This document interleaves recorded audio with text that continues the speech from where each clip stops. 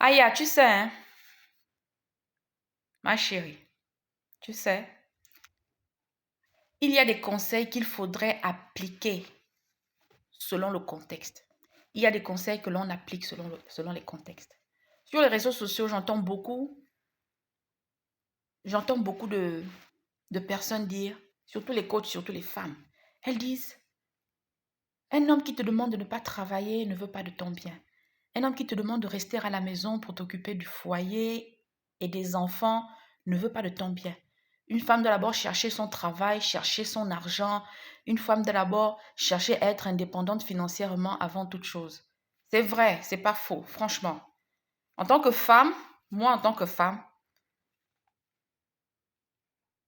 je réalise à quel point c'est très important d'avoir son argent. C'est-à-dire, tu as un salaire, tu es capable de faire ce que tu veux de ton salaire, d'acheter ce que tu veux, de voyager, tu te fais plaisir, tu es de la famille, tu es de ta mère, tu es de ton père, de temps en temps tes frères et sœurs. C'est une très très bonne chose. Mais il faut faire attention, ma chérie. Tu ne peux pas être au foyer. Tu es marié. Tu as déjà 3, 4 enfants. Peut-être le quatrième enfant, c'est un nourrisson.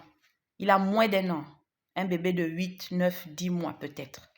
D'accord? Tu ne peux pas être dans ce contexte et vouloir appliquer un conseil qui sied à une autre femme qui ne vit pas ta situation. Tu comprends? Une demoiselle qui travaille, c'est pas la même chose qu'une femme mariée qui travaille. Une demoiselle sans enfant qui travaille, c'est pas la même chose qu'une femme mariée avec enfant qui travaille. Si tu es dans ton foyer avec ton mari, vous avez fait des enfants, et puis pour une raison ou pour une autre, tu te retrouves à la maison. Je ne sais pas, peut-être que ton employeur n'a pas renouvelé ton CDD. Peut-être tu es allé en congé de maternité, quelque chose s'est passé et puis tu n'as pas gardé le poste. Ou alors jusqu'ici, tu n'as pas vraiment eu un emploi stable. Peut-être après, je ne sais pas, après les études ou quelque chose comme ça, tu t'es marié assez tôt, tu as commencé à faire des enfants assez tôt. Aujourd'hui, tu te retrouves dans ton foyer, tu as tes enfants, 3, 4 enfants. Tu as ton mari qui travaille. Et ton mari, lui, il a une très bonne situation. Très, très, très bonne situation. Et tu as remarqué qu'à chaque fois que tu t'agites, à chaque fois que tu t'agites pour chercher le travail, il ne te décourage pas, mais tu as l'impression que ça ne le dérange pas tant que tu sois à la maison. Et puis, à chaque fois, tu as l'impression que c'est le même scénario. À chaque fois que tu veux t'agiter pour chercher le travail, tu as l'impression que il ne partage pas ton engouement.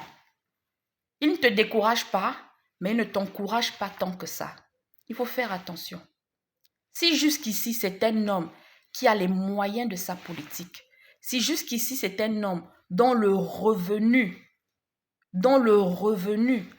seul son revenu contribue à la stabilité, aux bonnes fonctions de votre foyer, il se pourrait que pour l'instant, le fait que tu ne travailles pas l'arrange.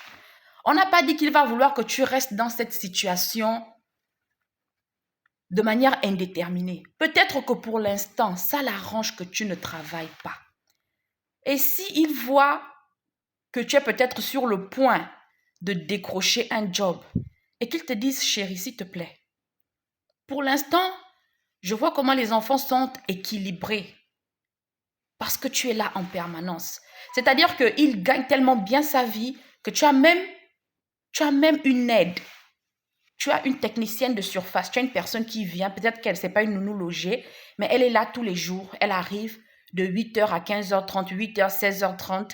Elle est là, elle t'aide à gérer la maison, elle t'aide avec le linge des enfants, il faut tenir la maison propre, il faut gérer le bébé, toi-même avec ton intimité avec ton mari, il faut gérer tes choses en tant que femme mariée, la cuisine, etc. Ton mari a vu que bon, tout ça c'est vraiment lourd pour toi.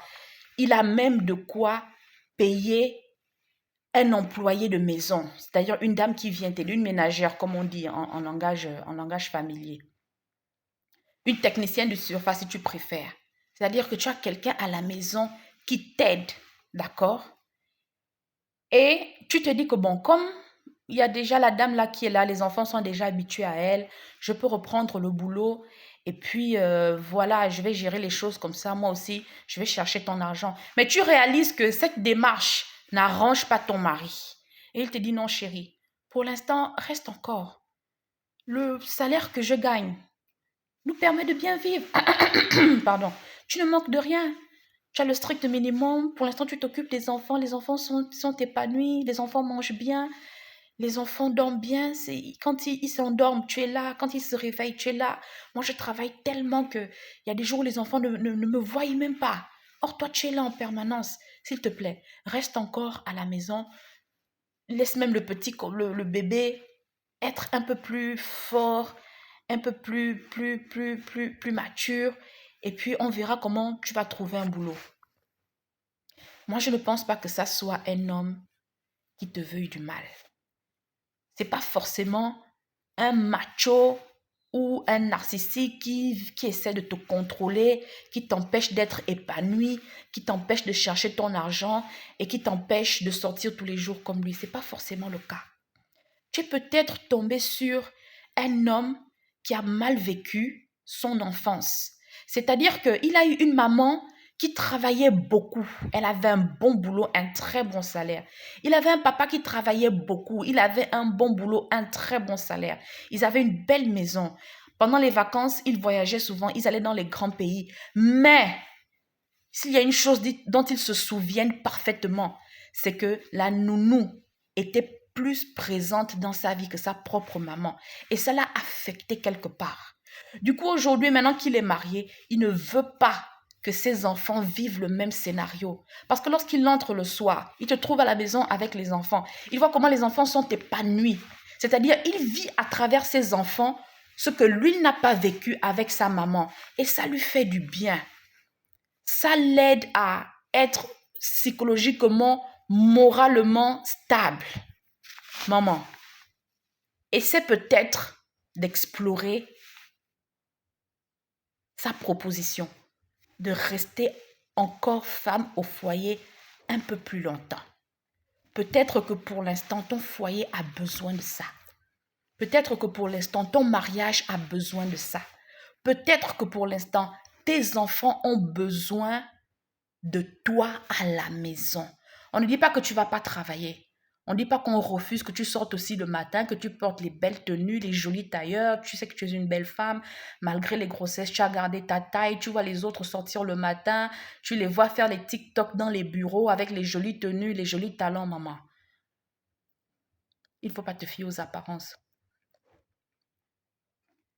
Des fois, ça peut être extrêmement difficile pour une femme d'avoir une vie équilibrée entre le mari, le foyer, les enfants, le travail. Surtout si tu tombes sur un boulot extrêmement pesant, extrêmement stressant.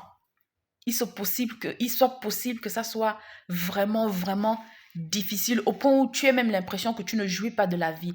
La seule chose que tu saches faire, c'est d'aller au travail, rentrer le soir, chercher à gérer les enfants, chercher à gérer le foyer, chercher à rattraper tout ce que tu n'as pas pu faire en matinée. Tu es tellement épuisé que tu as l'impression que du 1er au 31, tu ne respires pas.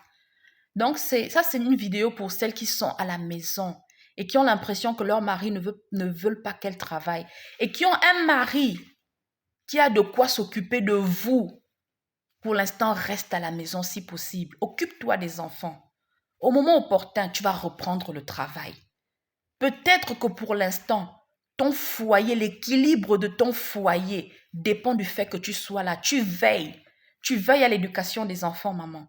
Ça ne sert à rien que tu sois précipité, que tu te précipites à retourner dans le monde du travail et que du jour au lendemain, tu réalises, tu réalises que les enfants soient plus proches de la nounou et que même la nounou en question s'occupe maintenant de ton mari. C'est juste un conseil. D'accord? Donc, il faut essayer d'équilibrer les choses, de voir le juste milieu et puis peut-être de faire le nécessaire selon les saisons. OK? Merci.